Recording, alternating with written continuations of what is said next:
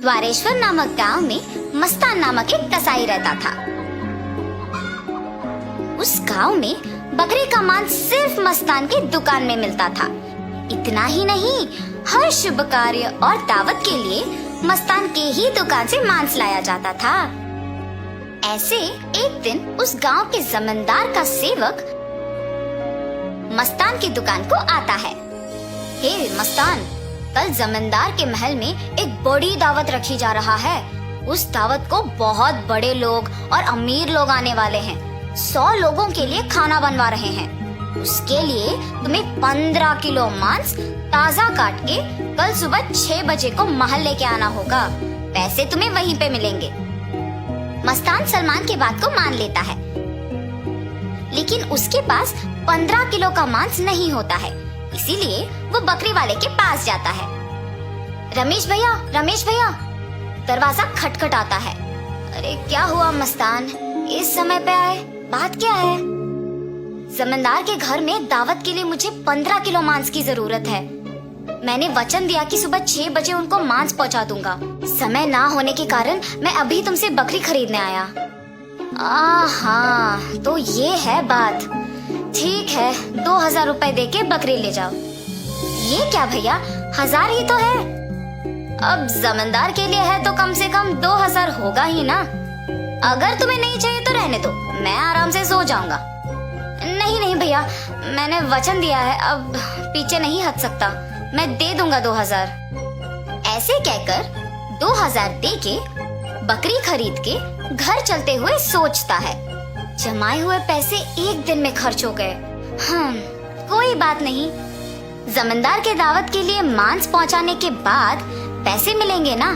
अभी जल्दी से काम शुरू करके सुबह तक पहुंचा देना होगा। ऐसे सोचकर मांस को साफ करके उसके टुकड़े टुकड़े काट के सारी रात मेहनत करके 15 किलो मांस को तैयार रखता है। अगले दिन सुबह दिए हुए वचन के अनुसार 6 बजे को जमींदार के महल पहुंचता है। भैया, मैं सेवक सलमान के लिए आया हूँ। क्या आपको पता है कि वो कहाँ है? ये सुनकर दूसरा सेवक मस्तान को बाहर इंतजार करने के लिए कहता है। वो मस्तान के हाथ से मांस लेते हुए कहता है कि सलमान को भेजेगा और उसे पैसे मिलेंगे। मस्तान भी उस सेवक का बात मानकर बाहर इंतजार करता है, लेकिन सेवक उसके हाथ में मांस को देख सोचता है, इस 15 किलो मांस से अगर मैं 1 किलो ले लूं तो किसको पता चलेगा? किसी को भी नहीं पता चलेगा। ऐसे उस कवर में से 1 केजी मांस को छुपा के बाकी को देने जाता है। सलमान को देख के कहता है, साहब, मस्तान ने ये आपको देने के लिए कहा है। वो पैसों के इंतजार में बाहर खड़ा है। सलमान सेवक के हाथ से मांस लेके सीधा रसोई घर जाता है, ये जान के कि मस्तान बाहर पैसों का इंतजार कर रहा है। बावर्ची के पास जाकर सलमान कहता है, सारे व्यंजन स्वादिष्ट होनी चाहिए, ध्यान से पकाना। ऐसे कहकर चला जाता है। बावर्ची पकाते हुए, इतने मांस से अगर मैं 2 केजी ले लूं तो किसको शक होगा?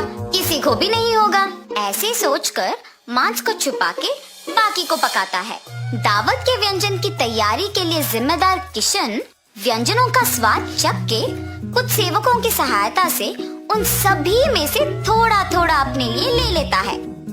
आए हुए मेहमान सारे दावत की खाना शुरू करते हैं और जल्द ही आपस में बात करना शुरू कर देते हैं। ये क्या, इतना अमीर और सम्मानित आदमी, अच्छा नाम है इनका, मगर खाने में कमी क्यों? हाँ, अगर खाना कम ही पड़ना है तो ऐसी दावत की तैयारी भला क्यों करें? ऐसे सारे लोग खुसफुसाते हैं। ये सब सुन के जमींदार सहन नहीं कर पाते हैं। दावत के खत्म होने के बाद क्रोधित होके सारे लोगों को सभा में बुलाते हैं, खास करके दावत के लिए जिम्मेदार लोगों को, और उनको सवाल करना शुरू करते हैं। दावत की तैयारी के लिए जिम्मेदार किशन से पूछते हैं, दावत की जिम्मेदारी सौंपने पर तुम ये करोगे? सभी तैयारी किया मैंने, लेकिन व्यंजनों के लिए मात्रा पहले से ही कम पड़ गई थी प्रभु। मेरा इस बात से कोई लेना देना नहीं, आप बावर्ची से पूछिए प्रभु। ऐसे उसने अपनी किए को छुपाकर किसी और पे इल्जाम डाल देता है। तब बावर्ची छुपाए हुए 2 किलो मांस की बात को छुपा के कहता है कि दावत की सामग्री के लिए जिम्मेदार सलमान के पास इसका जवाब होगा। ऐसे उस बात से छुटकारा पाता है। सलमान भी औरों की तरह मांस के दिए गए 6,000 रुपयों को मस्तान को ना देकर अपने ही पास रख के, ये जानते हुए कि मस्तान पैसों का बाहर इंतजार कर रहा है, जमींदार से ये बात छुपाता है और कसाई मस्तान पे इल्जाम डाल देता है कि उसने मांस कम मात्रा में दी है। अभी जाके मैं उसका काम तमाम करता हूँ प्रभु, ऐसे कहता है। उसी सभा में मौजूद मस्तान उस इल्जाम का सहन नहीं कर पाता है। सभा में से जमींदार के सामने आके कहता है, जमींदार साहब, इस पूरे गांव में मैं अकेले कसाई हूँ। पिछले 10 साल से मैं ये व्यापार कर रहा हूँ और इतने साल से आपके घर में हर कार्य और हर दावत पे मैंने खुद मांस दी है, मगर कभी भी ऐसी मुसीबत नहीं आई। आपके घर में दावत का नाम सुनते ही 1000 की बकरी को 2000 में बेचते हैं। सुबह आके मैंने मांस को पहुंचा दिया और आपके सेवक सलमान ने मुझे मांस के पैसों के लिए सुबह से इंतजार करवाया। सलमान को मांस देने के बहाने से एक और सेवक मेरे हाथ से मांस लिया और मुझे बाहर इंतजार करने के लिए कह दिया और ये भी कहा कि वो सलमान को बुलाएगा। उसके बाद इनमें से कोई भी मेरे पास नहीं आया। कृपया मेरा यकीन कीजिए प्रभु, आप ही की दया से जी रहा हूँ। मस्तान, मुझे तुम्हारे बारे में पता है, तुम फिक्र मत करो। सैनिकों, सलमान के कपड़े खोजो, देखो अगर 6,000 रुपए मिलते हैं। खोजने पर सलमान की जेब में 6,000 रुपए मिलते हैं। ऐसे उन सब में से सलमान पकड़ा जाता है। और इतना ही नहीं, किशन जिन सेवकों की सहायता से सभी व्यंजनों से थोड़ा अपने लिए ले लेता है, उनमें से एक सहायक जमींदार को सच कह देता है। बावर्ची का झूठ बैग में रखे मांस कोई सेवक को मिलने पर बाहर आ जाता है और पहला सेवक जिसने 1 किलो छुपा लिया, उसने डर के मारे अपनी गलती मान ली।